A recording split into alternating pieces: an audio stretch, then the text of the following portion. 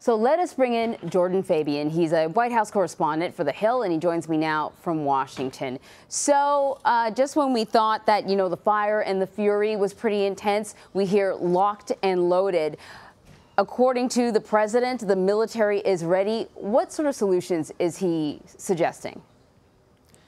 Well, Anne-Marie, the president has said all options are on the table. So that means anything from a preemptive attack on North Korea that would target its nuclear weapons, or something short of that, like sending more U.S. troops to the Korean Peninsula, moving missile defense systems over there, or even bringing its own nuclear weapons to countries like South Korea and Japan. But now experts say that none of those options are good, and they really risk escalating the conflict even further, which could cost thousands or millions of lives. Indeed, certainly experts are split, and we're hearing from Major Garrett that the president's top aides are also split on whether or not using military force is a good idea. What can you tell us about the different camps of advisors? What are you hearing? Well, Secretary of State Rex Tillerson is the one out there, pushing for a diplomatic solution to this problem. And we heard this morning a report from the Associated Press that there's been a back channel with the U.S. envoy talking to representatives about North Korea about what could happen. On the other hand, you have folks in the White House and the nationalist wing like Sebastian Gorka, who's been on television and warning that the United States can really take drastic action militarily to counter the nuclear threat. But again, this is a last resort, and people, even Defense Secretary James Mattis, say something like that would be catastrophic.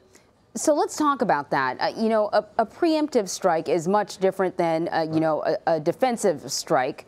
What is the argument against a preemptive strike? Obviously, sanctions have not worked. North Korea is not slowing down in terms of its nuclear ambitions. So let's play it out. A preemptive strike, a precise strike. What's the argument against it? Well, Anne-Marie, even if you do a precise strike, there's no guarantee that you're going to take out all of North Korea's nuclear weapons. So they still might have some that they could fire over to the United States or one of its allies. And then you better hope that the missile defense systems work.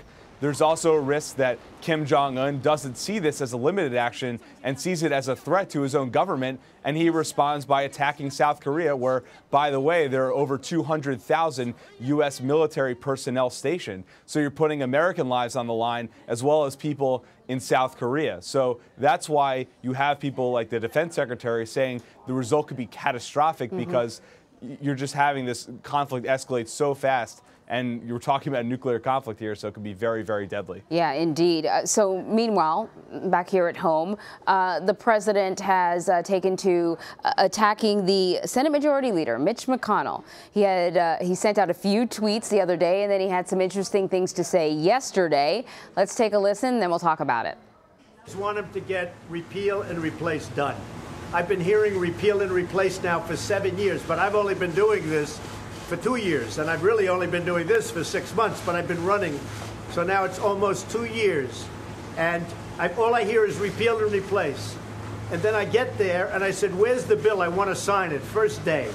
And they don't have it. But I said, Mitch, get to work and let's get it done. They should have had this last one done. They lost by 1 vote. For a thing like that to happen is a disgrace.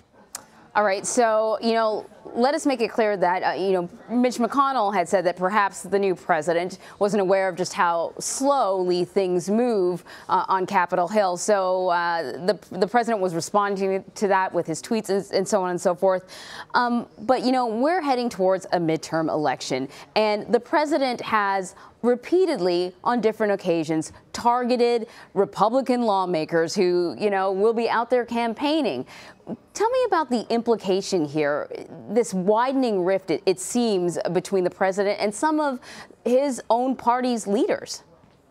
Well, even before we get to the midterm elections, Anne-Marie, we're talking about a very busy legislative session coming up in September. They have to fund the government, keep it open, extend the Treasury Department's borrowing limit. And then the president also wants to get the tax reform and infrastructure. And none of that is really going to get done if there's this lack of trust between the White House and Capitol Hill. They need to rebuild that trust to advance their agenda.